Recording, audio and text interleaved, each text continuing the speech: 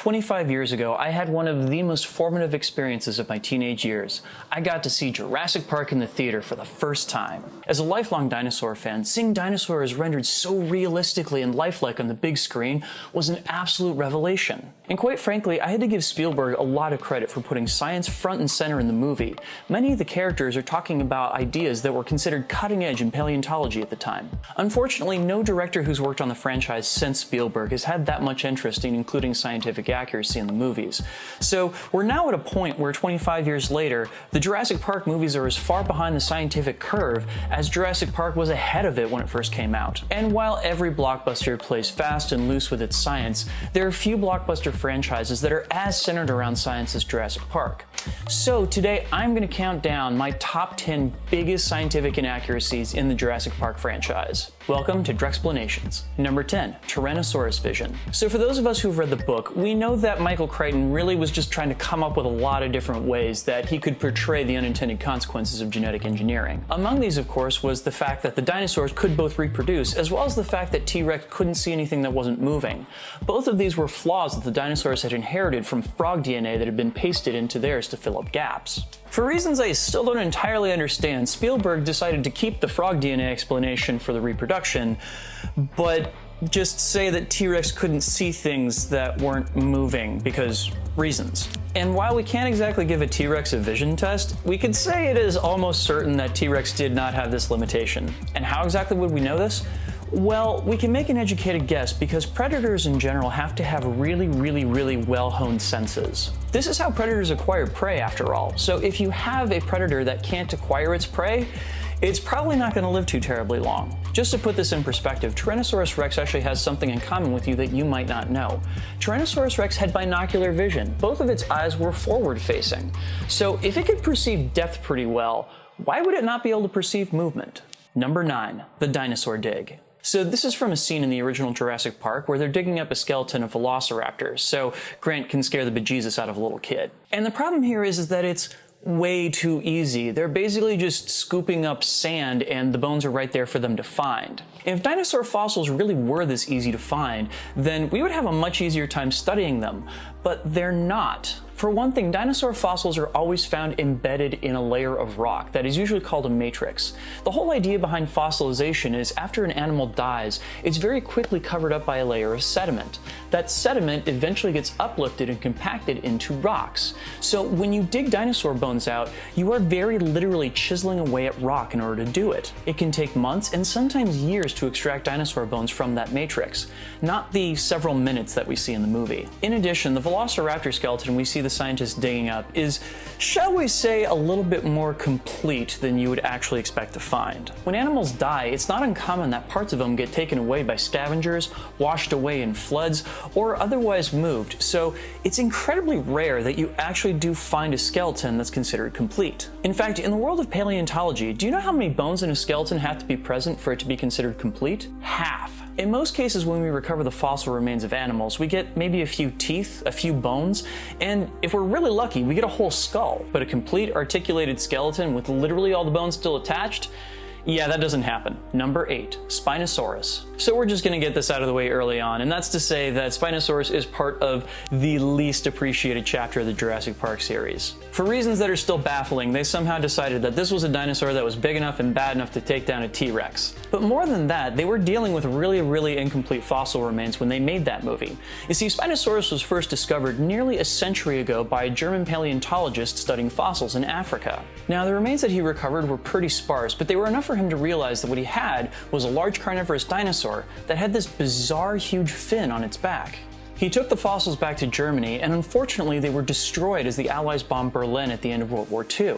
All the paleontologists had to go on for several decades were his field notes and sketches. Just a few years before they shot Jurassic Park 3, they came upon more remains of the animal, and that's when they discovered both that it had a very long and flat head, as well as the fact that it was actually longer than T-Rex. But the story's not over there, because they actually found more remains of this animal just a few years after Jurassic Park 3 came out, And man, was this discovery a doozy. You see, it turns out that Spinosaurus actually had teeny tiny little hind limbs. It was not bipedal like they show in Jurassic Park 3. It spent most of its time on all four legs. So why on earth would that be? Well, it turns out that Spinosaurus was partially aquatic. We actually see a lot of similar adaptations between Spinosaurus and the first generation of mammals that would eventually evolve into present-day whales and dolphins. So a bipedal land-dwelling Spinosaurus beating up a T-Rex?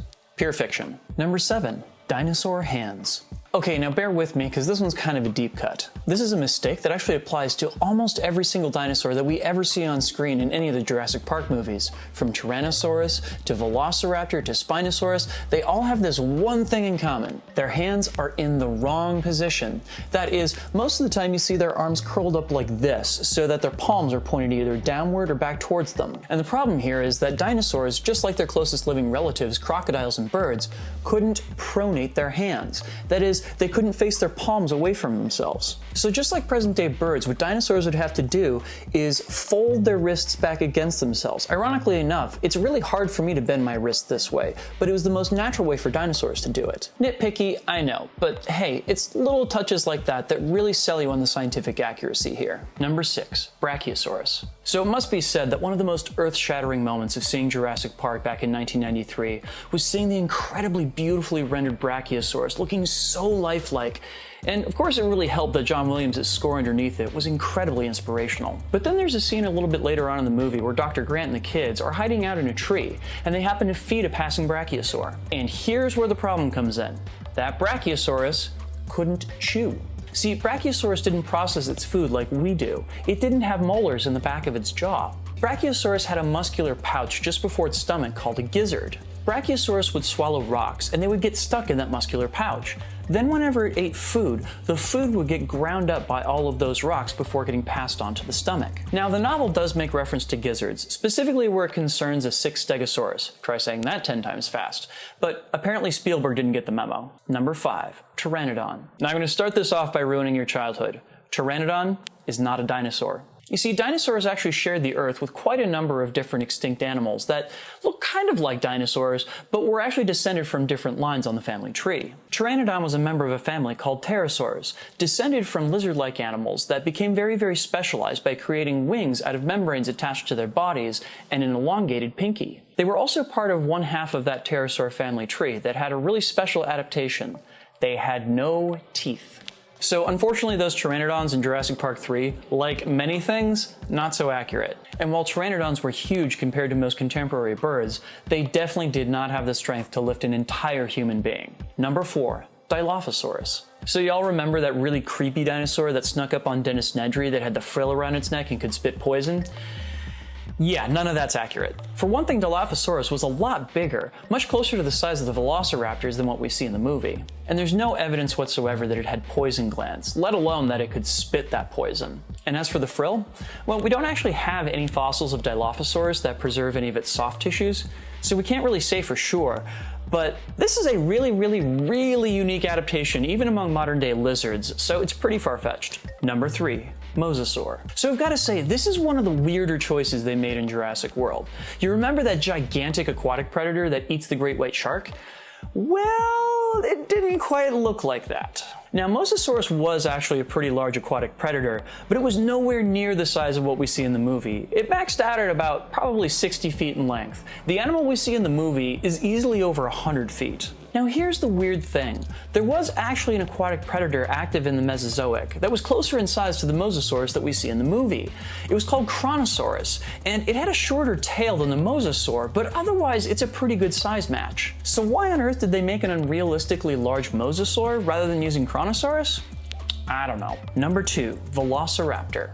Alright, buckle up, because this is going to be a long one. So we're going to start off with the two most obvious things. The first is that velociraptors are so much smaller than what we see in the movie. Velociraptor was actually about the size of a modern-day turkey. Not that intimidating. What's more, we now know for sure something that they were kind of guessing at with the original Jurassic Park movie.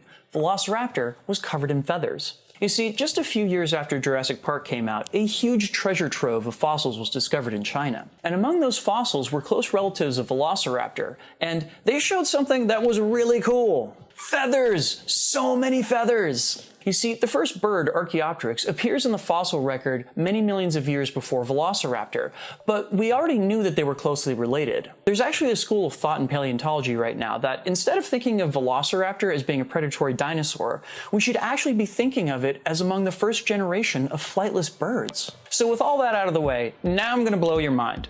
You have never seen a Velociraptor on film. Wait, what? How's that possible? Okay, bear with me because this is gonna take some background. The trouble all starts with this book right here. In the late 80s, there was an artist and paleontologist by the name of Gregory S. Paul who went around and did what at the time was the single most comprehensive study on predatory dinosaur remains ever done. He published his results in this book right here. FYI, this book is really hard to find. In it, Paul laid out a case that predatory dinosaurs had been misclassified and tried to set about creating a new family tree for them. Some of his ideas were long overdue, and others were questionable at best. Among his more controversial claims was that an animal called Deinonychus that was from Montana was actually the same animal as Velociraptor, which was from Mongolia. Deinonychus was actually a really important fossil. It was the first fossil found in the 20th century that really pointed paleontologists towards the idea that birds were descended from dinosaurs. And this book came out right about the same time that Michael Crichton was doing all of his research on Jurassic Park. So Michael Crichton took a lead from Paul,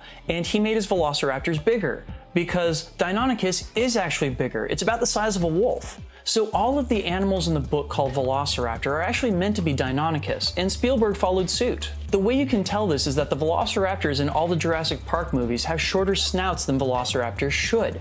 They're very, very clearly modeled on Deinonychus. And the thing is, nobody else actually thought that Paul was right. In fact, Paul released a follow-up book in 2010 that lists Deinonychus and Velociraptor as being separate animals. Now granted, Velociraptor is a cool name and it's easier to say than Deinonychus. Number 1, DNA. Okay, so this has to do with the entire premise of the series, and that's that you can clone a dinosaur based upon DNA that you recover from an insect in amber. And you can't. See, when Jurassic Park was written back in the 1980s, there was kind of a cabal of paleontologists that were thinking of ways that you could get genetic material for a dinosaur. Insects trapped in amber were the best lead that they had for doing that, but then they actually tried to do it. And it turns out it doesn't work. Part of the problem is that while the insect looks more or less intact from the outside, once you try and get inside of its body, you find that the millions of years have really just turned it into goop. And to make things even more complicated, they hadn't really yet looked into how old DNA could be before you could really make use of it at the time. And studies since then seem to suggest that the half-life of DNA is roughly about 500 years. Now that basically means that DNA is completely unusable after 6.8 million years. The youngest extinct dinosaur is about 65 million years old, so we're an order of magnitude off here. Now, there are some current efforts to try and extract DNA from fossil remains of bones, because we've found very surprising things that we can still get out of those bones, but it's highly unlikely that we will ever get enough DNA out of them to reconstruct an entire dinosaur. And if you want to get even weirder, there's actually an effort to try and recreate a dinosaur by reverse engineering modern day birds. No, I'm actually totally serious about this one.